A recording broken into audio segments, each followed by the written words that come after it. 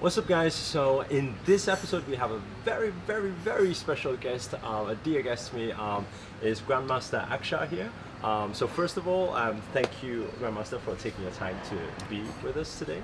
And I know a lot of you have been watching a lot of my videos, and I've been talking a lot about how much I've learned from the Himalayan mountains, and I thought today we have this special moment to have Grandmaster here with us. But I remember our first conversation was when I said, okay, so you said you came from the Himalayan mountains and you did all your training there, and suddenly you go into the city and then you build up this business and this whole franchise and everything going on. And I asked you, where did you learn business from? Because you did it in a very short time. And I remember you had some answers and you said you learn in the mountains. But maybe for the majority of people who are watching this, they can't really digest that. Like, how can we learn business in the mountains? So what is behind it all, you know? So I think the most powerful thing on mountains, what we learn, is clarity. So even to practice a simple asana, you need clarity of mind. To learn a basic breathing technique, you need clarity. And to establish anything on this planet or in a country, which you call business, the clarity of mind is the base of the foundation. So that's what we learn there. And then we try to understand what is happening in that situation and how we can use this power to establish things. But what about when it comes to making money? Like, that is learnt in the mountains? I mean, clarity is one thing, but actually how to sell things, make money, or... Life is very precious and very important. For survival of life, everything is taught on mountains. So money is not something which we see as something extra or which is not spiritual. Money is very spiritual and very powerful. So when you're learning, you learn everything. Including selling? Yes. So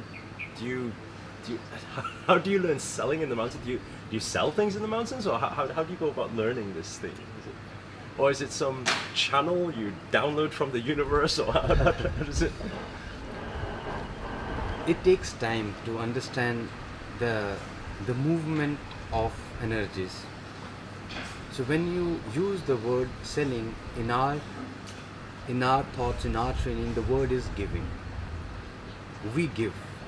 Nice. And there is beautiful response from external energies. So when I give my art to people, I don't use the word selling. Yeah. It's something that we say as well. We always say selling is serving. Yes, in very that true. Yeah. It's actually giving and serving and sharing. What I have, I'm sharing. And in that, people, they respond unbelievable. Sometimes the capacity of the person is not to understand what I'm giving, so they behave accordingly. And there are many times people, they really understood that this is not simple, this is something beyond. So their way to reciprocate to that is something beyond. Got it. And also another thing as well, when we went out to the mountains, I mean, aside from obviously the physical yoga practice, there was a lot of times where you could physically like see who was right to sit where to receive what at what time. So what is actually happening there? Do you see an aura, or do you see, like, how do you know, Eric, you should sit there and you should practice this, or Harriet, you should sit there and practice it? How, like, what is this? Is this intuition? Is this a lot of mystical thing behind this? Yeah, so it's about energies and seeing the capacity of the vessel, the body. So when we are there from long, we get that experience of air, we get the experience of energies. That is understood as aura, that is understood as chakras. With us, it comes with time. when decades over and we understand mountains and the way how energies they flow, that gives us that whole idea and clarity what we should do with one body. Sometimes body capacity is too high. So at that time we need to make sure that they receive the best. You know, it's like some person who is equipped to learn the PhD of a subject, who's equipped to do PhD, and I'm making him to do a first standard or second standard. That's what we balance here. If you are made to, or you are the energy who can receive something more, we need to make sure that you do that. So that's what happens, what you experience there. And I remember there's certain moments where we go to certain places where you were explaining about the divine energies being there, and that we don't even need to talk. We don't need to. There's nothing to teach. We literally just sit in that receiving mode, and our answers or those powers will be given to you. I mean, for me to experience this was one thing. The wow factor was one thing. But for me to go out and tell my friends about it, they're like, yeah, okay, yeah, okay. But it's like, how or can this message even be conveyed to people who, divine energies? What are you talking about? Divine spirits? What are you talking, like download? What download? How is this explained? I mean, what is out, like, what is out there? Is it actually for everybody to know, or what? Actually, as a knowledge is for all, but to implement and practically experience this knowledge, you need that special mind who understands the power of manifestation. The word manifestation will happen when there is practical action on that. So these powerful sources, the energies, what you observe there, you are able to understand because you are coming from a very powerful background. Your way to understand things, it's different.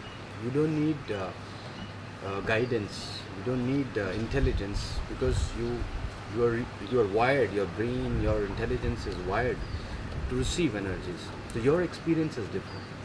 But the same thing, if you tell your people to whom you're connected, if they are not with the same frequency, if they are not with that same energy, they may not be able to benefit from this experience.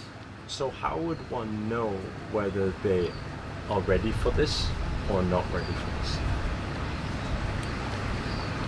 Those who believe powers, those who believe this language and this understanding of manifestation, it's for them. I guess once they have that question and they know they're seeking for something, yes, that is when they know they're ready and to receive, right? Yes. Nice, beautiful. And another thing, I know we're you've got a few other. You've got the Everest Base Camp coming up. You've also got some another. Is it same place again? Is it? Yes. Kulu Manali. We end up there, right? When we go up the mountains together.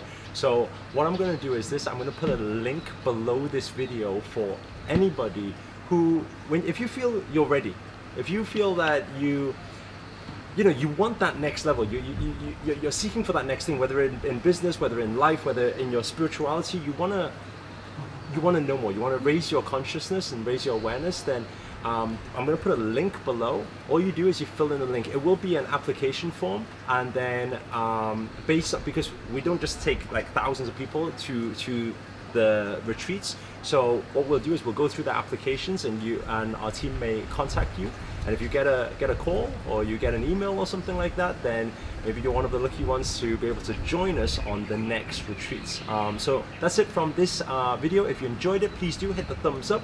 Also, comment below. Let us know if you have any particular questions, because next time I fly back out to India again, I'm going to be with Grandmaster Akshar again. So I'll gather up all these questions and I'll make sure we get some more videos out there for you. And also, finally, if you're new to this channel, remember to hit the subscribe button and the notifications button next to it, because this year I'm dedicated to making daily videos to hold you accountable to make it your best year yet. But for now, namaste to you all. Namaste. Thank you.